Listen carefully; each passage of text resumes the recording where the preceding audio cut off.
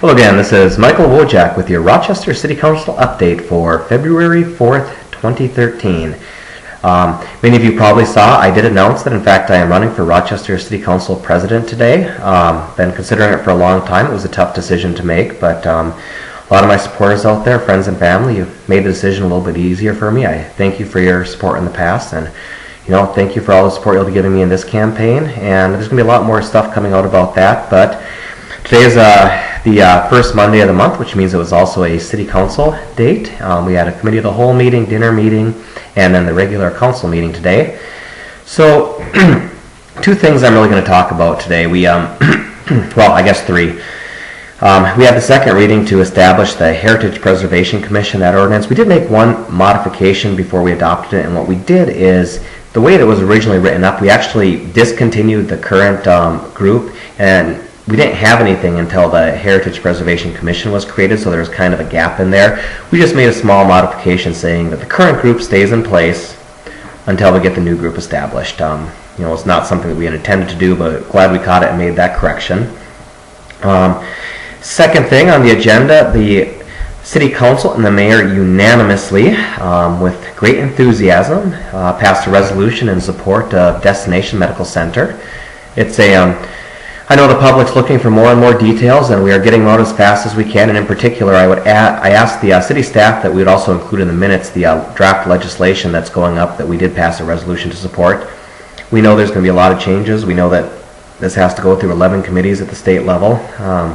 So what we have now is probably likely to change, but this is just such an exciting opportunity for Rochester. I said it's not a once-in-a-lifetime opportunity. It's once in a very rare city circumstance in a lifetime. I mean, this is special. It was brought to my attention. If this was a program that was being talked about in Manhattan, it would be big news there. The fact that this is being talked about in Rochester and Minnesota is absolutely amazing. And at the end of the meeting, I made the comment that if you're not excited about Destination Medical Center, you might want to check your pulse. I mean, it is really, really amazing. It's transformational. It's going to be an incredible win for this community and this state. I know there were a lot of questions about details coming out, and there's going to be a lot of public discussion. There's going to be a lot of opportunities for the public to weigh in. All this has to go through a public process. All the bills are going to be fully available. If you have questions about Destination Medical Center, you can contact me personally, and I might not have the answer, but I know I can find some people that probably do.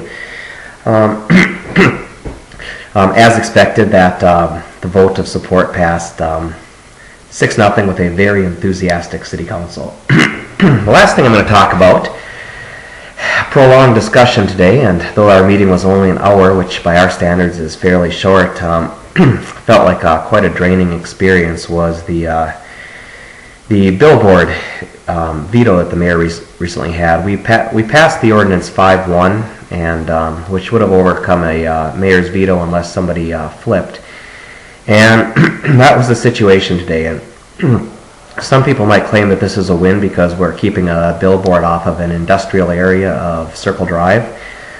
In reality, what the City Council chose to do today is we added 10 billboards to core neighborhoods, to locations that were prime for redevelopment, places where people live, work, and see these things all the time, and instead prevented a sign going in, a single sign in a location that was not nearly as sensitive.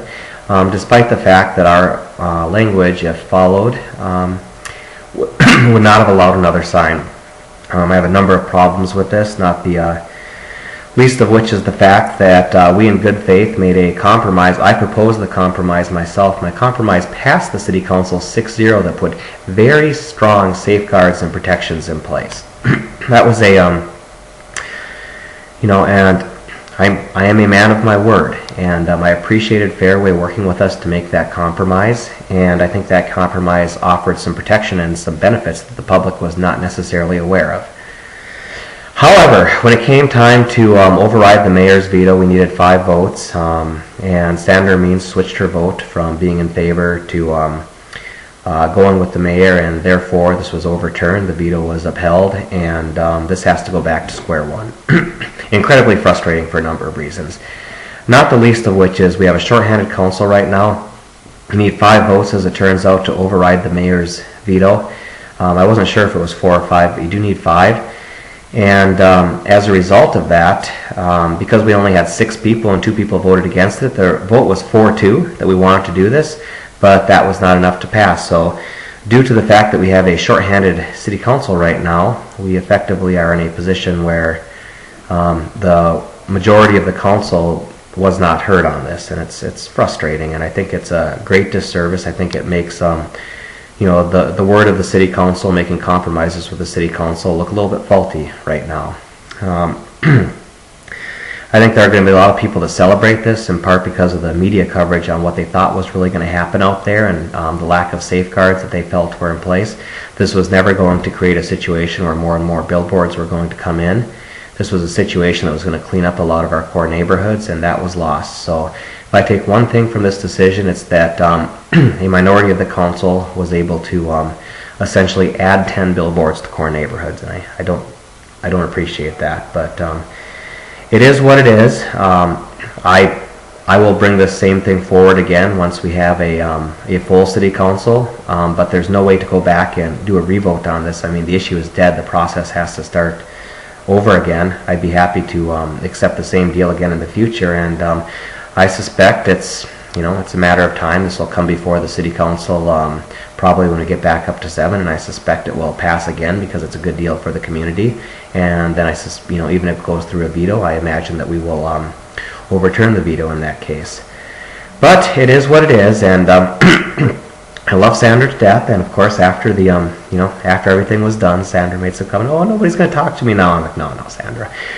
We still love you. I still love you, Sandra. But boy, that was a frustrating ordeal to go through. So I know a lot of work went into that. A lot of compromise was made, and just all this time that was spent on this is just all for naught at this point. It goes back to square one.